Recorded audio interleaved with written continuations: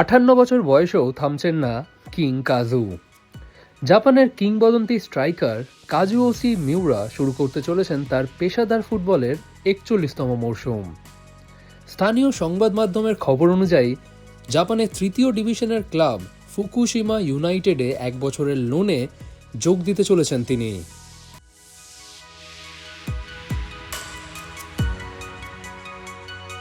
গত মৌসুমে চতুর্থ স্তরের অ্যাটলেটিকো সুজুকার হয়ে 7টি ম্যাচ খেলেছিলেন মিউরা।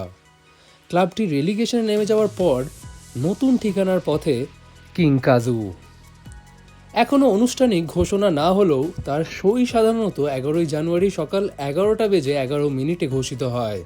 এর কারণ তার জার্সি নম্বরের প্রতি বিশেষ শ্রদ্ধায়। 1986 সালে ব্রাজিলের স্যান্টোসে পেশাদার অভিষেক মিউরার। ইটালি, ক্রোয়েশিয়া, অস্ট্রেলিয়া ও পর্তুগালও খেলেছেন এই জাপানি তারকা।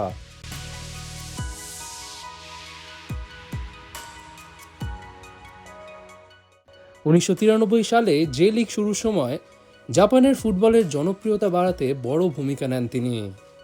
1990 সালে জাতীয় দলের অভিষেক হওয়া মিউরা জাপানের হয়ে 89টি ম্যাচে 55 গোল করলেও 1998 বিশ্বকাপে স্কোয়াডে জায়গা পাননি, যা আজও আলোচিত অধ্যায়। ফেব্রুয়ারিতে 59 বছরে পা দিতে চলেছেন তিনি, তবুও মাঠ ছাড়ার কোনো ইঙ্গিত নেই কাজুর।